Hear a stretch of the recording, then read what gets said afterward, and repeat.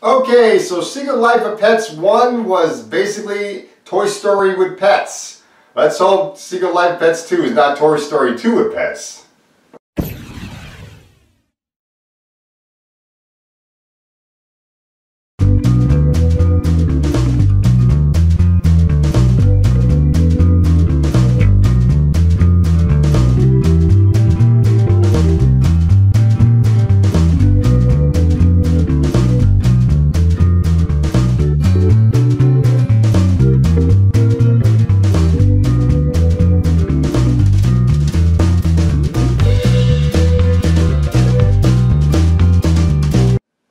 Secret Life of Pets 2, directed by Chris Renard, starring Patton Oswalt as Max, Kevin Hart as Snowball or Captain Snowball, Harrison Ford as Rooster, Eric Stone as Duke, Jenny Slate as Gidget, Tiffany Haddish as Daisy, Lake Bell as Chloe, Dana Carvey as Pops. This is the sequel, Secret Life of Pets 1.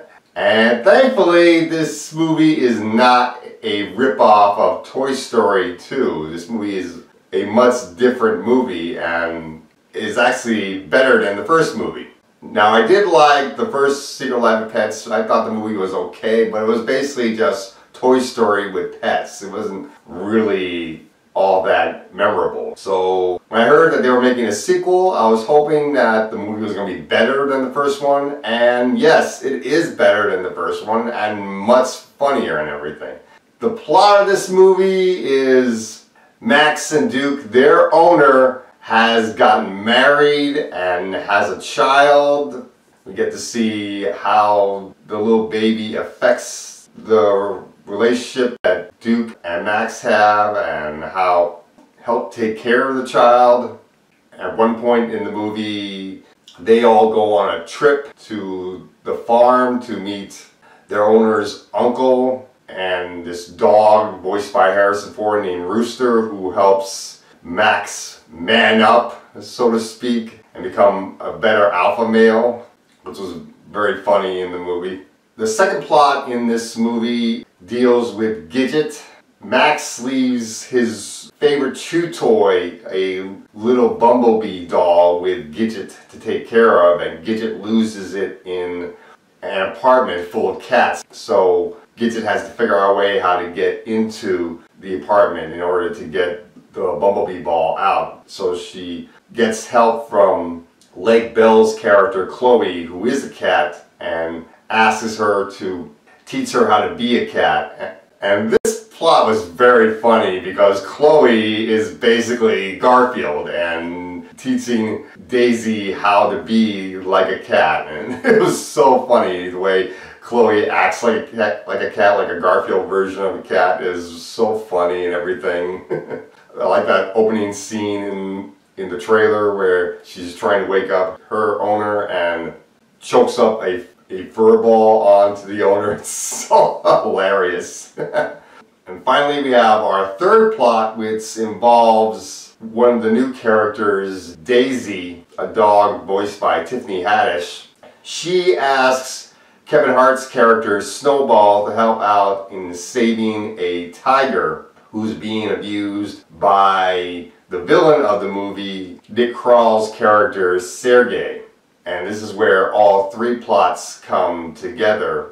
Max, Gidget, Daisy, and Snowball have to help this tiger escape from Sergei, and that's pretty much the third plot of the movie. Now, this is a very funny movie. I really like this movie a lot. Patton Oswalt is really good as Max. I did like him in the movie. He's very funny. Kevin Hart is great as Snowball. He is really funny in the movie and steals a lot of the scenes in this film. Harrison Ford is really good as Rooster. I like the fact that he was a mentor for Max. That was very good. Eric Stone as Duke was very funny. He was very good in the movie. Jenny Slate as Gidget was very good in the movie. Tiffany Haddish was very funny as Daisy. Lake Bell as Chloe, the cat, was really funny. Dana Carvey as Pops was pretty good, although he didn't get that much screen time in the movie. And finally, you have Nick Kroll as the villain, Sergey. He's really good in this movie. I did like the villain in this film. The animation is very good. All the voice acting is good, and a lot of the comedy is pretty good. Let's get into the negatives of this film, because this movie's not perfect or anything, but it is a funny movie and much better than the first one.